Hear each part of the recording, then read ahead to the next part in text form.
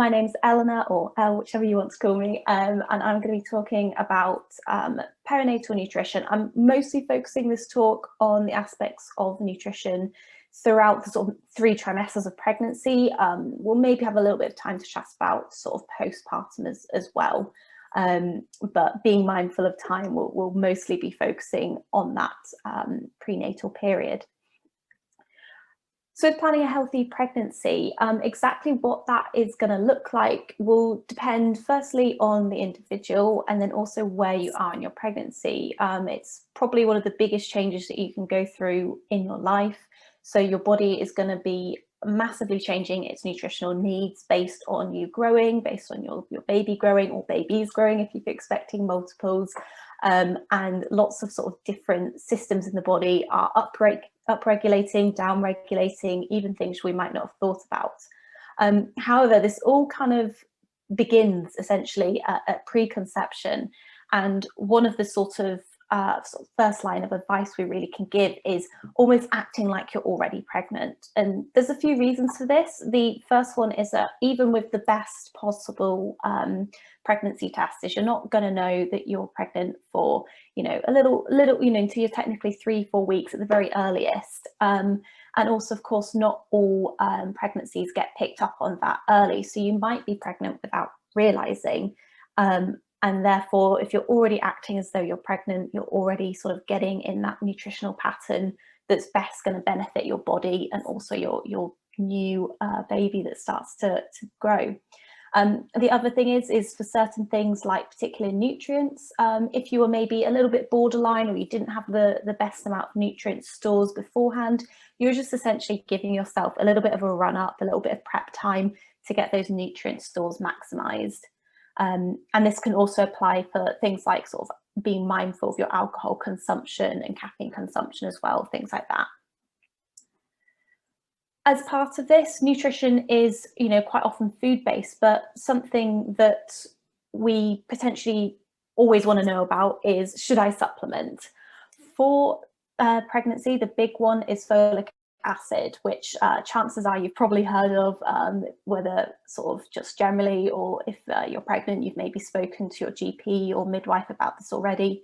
But folic acid is the really important one due to the association with neural tube defects if you don't have enough of folate levels in the body. Because of this, like I said before about that acting like you're pregnant, it's recommended that you take a folic acid supplement before you're even pregnant. So if you're if you're essentially planning a pregnancy, start to take that folic acid, and then take that up until about week 12 of your pregnancy, just because that's the period of time where you need to have those really good folate stores. And then after that, it's kind of less important, or potentially you don't want to have too much. This can either be taken on its own, or if you're taking a pregnancy multivitamin, there's quite a good chance that it'll have the right amount of folic acid in there, about 400 micrograms. But do just check the label to make sure that it contains the correct dose, particularly if you've been told to take a different dose.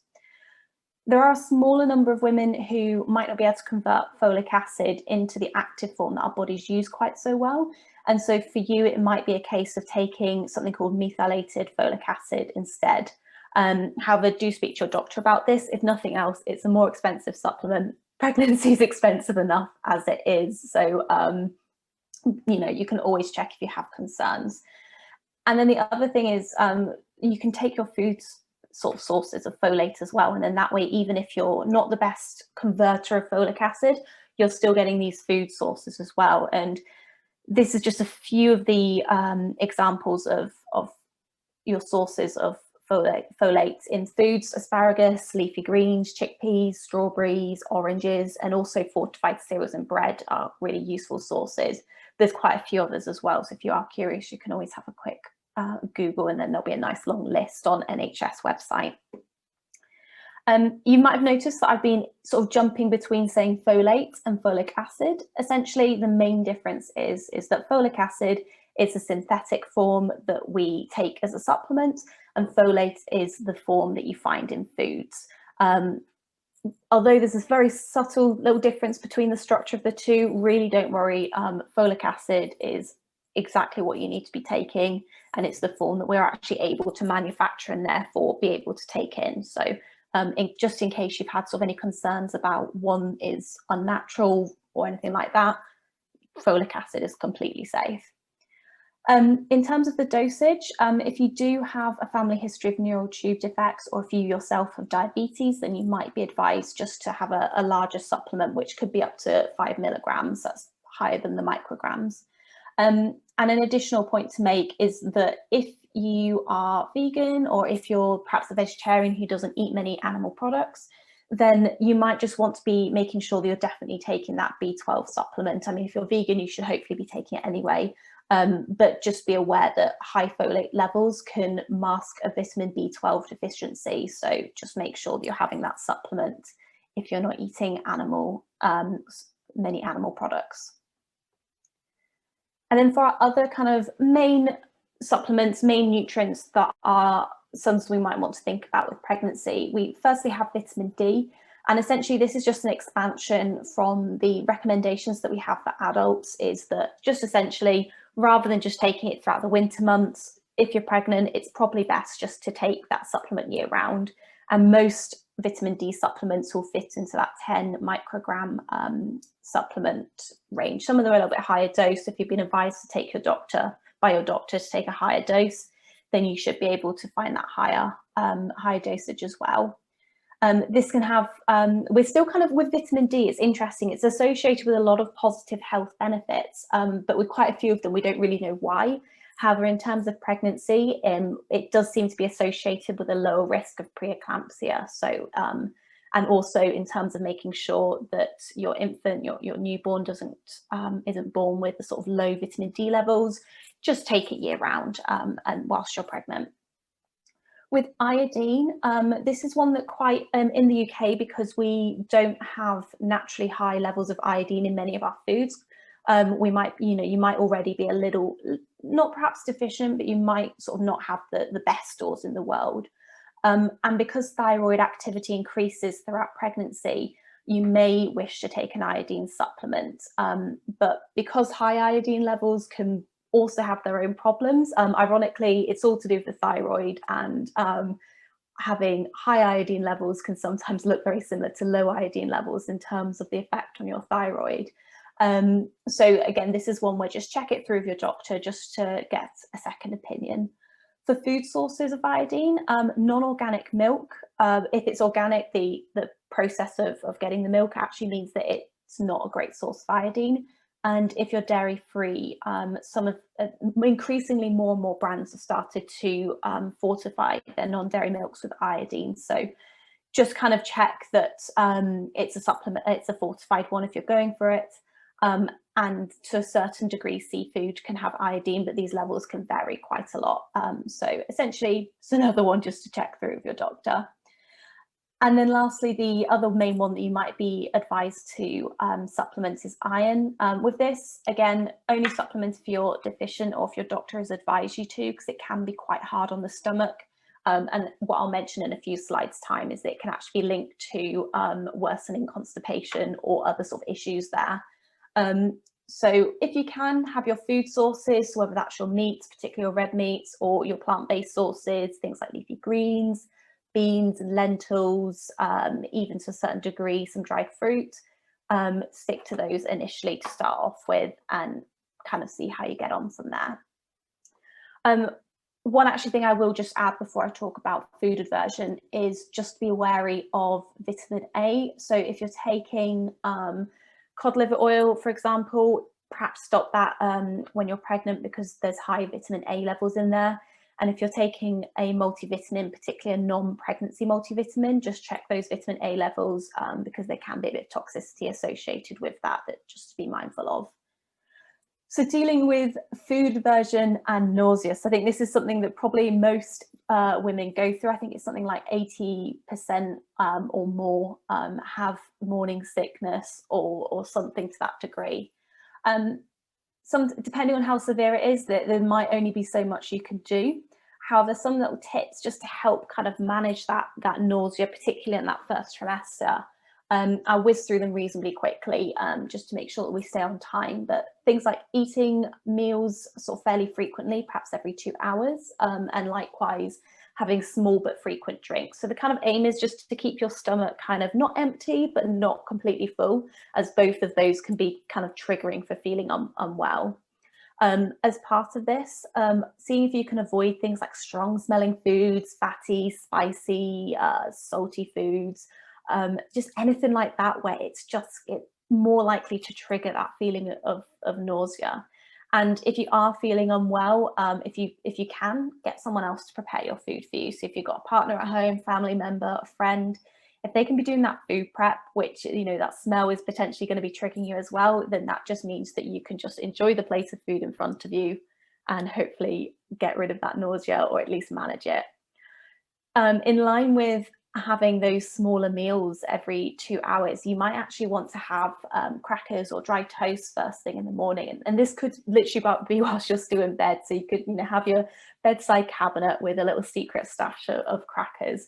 And that's just, it's really bland food, but it's just going to line your stomach and give you that kind of little bit of protection against that sort of wave of sickness that you might get as soon as you sit up out of bed. And likewise, having a healthy bedtime snack, because you might not be normally someone who has a snack right before you go to bed, but because this is just helping to kind of make sure that your stomach's not completely empty throughout the night, it's a snack that you're probably not usually having. So just trying to aim for a healthier one, you know, not going too high in things like sugars, anything, you know, or salt or anything like that, just so it's not sneaking in some sort of things you wouldn't want to have so much in your nutrition, essentially. And then you might also find some things like ginger tea can be quite settling for the stomach as well, so that could be something to try, or lozenges. Then just lastly, if you do struggle to eat much, or you're really worried about your nutrition, then just take that pregnancy multivitamin, and that can just reassure you that you are getting those vitamins and minerals in.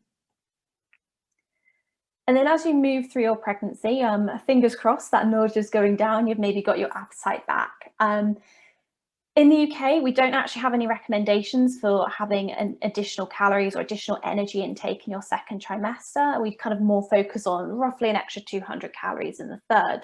And this does actually vary quite a lot between different countries. Australia, for example, recommends additional calories in the second trimester.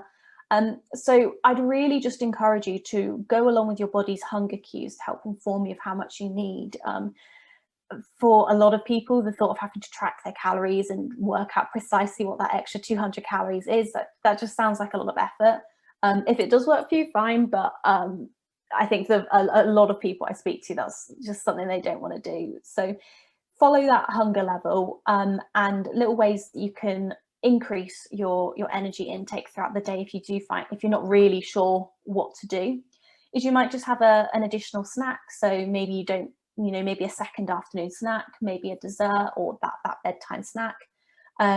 You might have just a larger portion. Again, particularly if you've gone past that morning sickness, then you might just find you can have a bigger plate. Or choosing more energy dense foods. So I've got some examples there of, you know, if you normally have plain toast, add a nice layer of hummus onto it, and that could actually count as another one of your 5 a day if you've popped enough on there.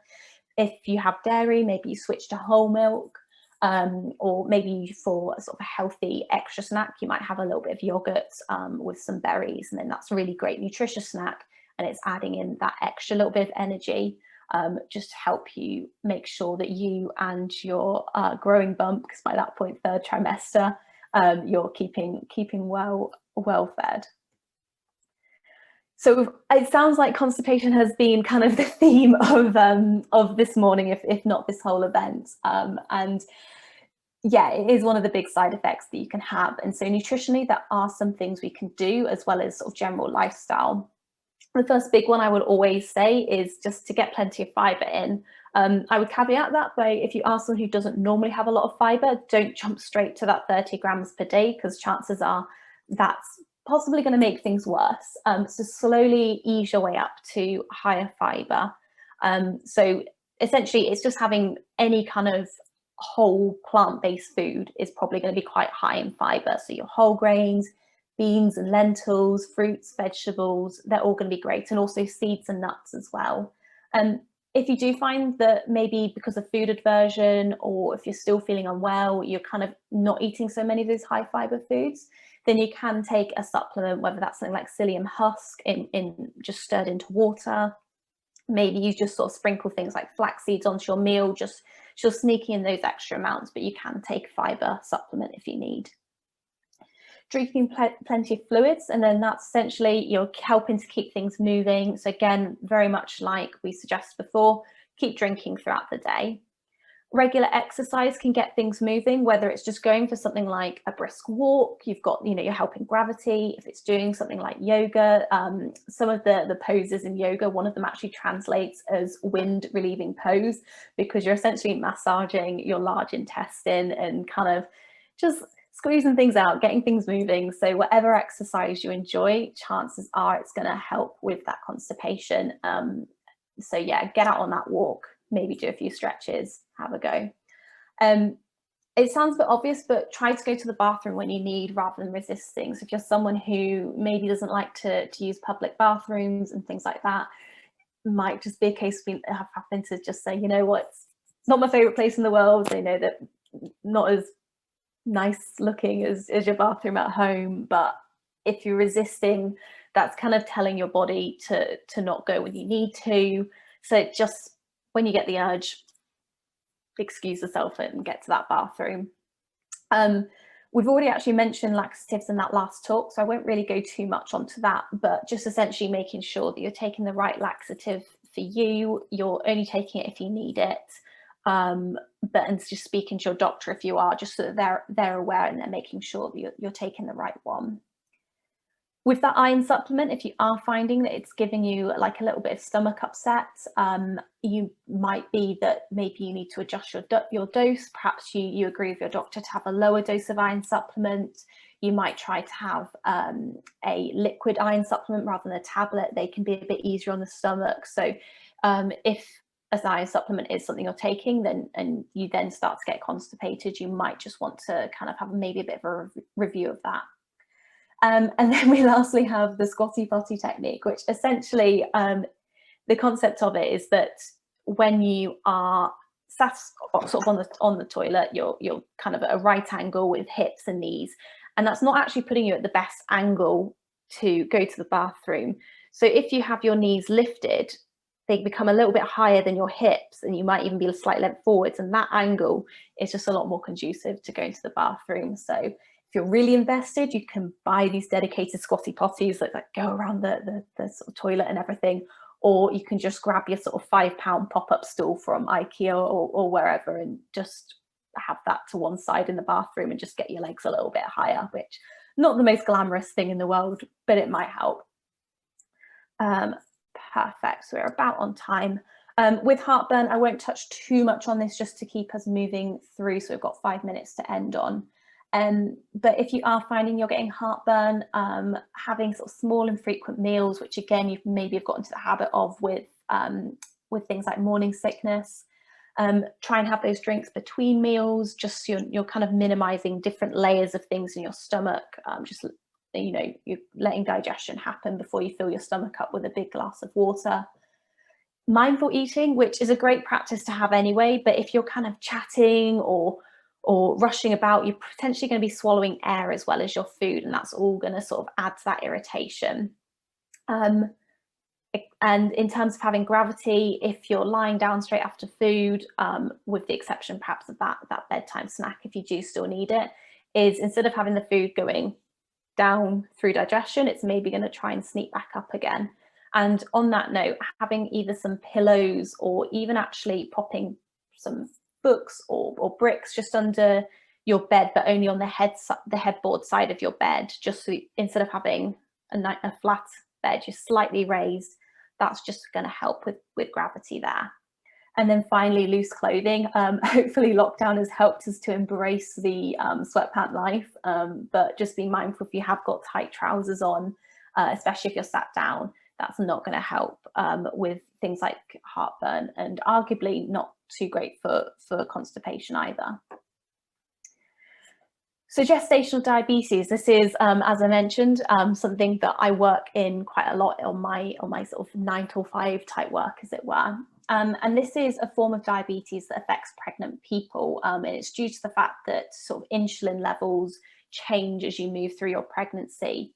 And having gestational diabetes can increase the risk of your newborn being born with high glucose levels, having a large for gestational age baby, needing an unplanned C-section, and also preeclampsia. And so if you are diagnosed with it, it's important to manage it, whether through lifestyle or nutrition. And if you're at risk of gestational diabetes, you'll be screened sometime in your second trimester, just to check if you've got that. And that's essentially a oral glucose test. You'd have a big sugary drink, and then they look at what your blood sugar levels are like after you have that drink. I feel like I should actually just add in here, if you do get gestational diabetes, if you get diagnosed with it, please do not beat yourself up. Don't feel guilty. Some people are going to be at an increased risk of developing it, whether it's due to family history, ethnicity to a certain degree. If you have something like PCOS, things like this all increase your risk. So you could be following all the guidelines on avoiding gestational diabetes, and it might just be that it's your luck to develop it. So please do cut yourself a break if you do, and then work on managing it if you get diagnosed. And like I say, if lifestyle and interventions don't work, you might want to take medication, whether that's metformin, whether that's actually insulin therapy, and that's completely okay. It doesn't mean you've done anything wrong. In terms of lifestyle interventions though, and even if you are taking medication, I would encourage you to do these if you can. If you're allowed to do exercise, you don't have any contraindications, then 30 minutes of moderate physical activity 5 times a week can have some really positive effects on your HbA1c level, which is a kind of proxy for your long-term blood glucose levels. There actually isn't a perfect diet that we assign to managing gestational diabetes. However, things like going for those lower GI carbohydrates, so thinking complex fiber-rich carbohydrates rather than the more simple ones, that can help with blood sugar or blood glucose management, as can being mindful of having foods that have got a lot of added sugars or are just quite simple carbohydrates. Can just be worth being mindful of those. Having, things like good quality proteins, some little bits of fats. And again, just because these things are a little bit slower to digest, they're just helping to smooth out that blood sugar sort of raise after you've had some food.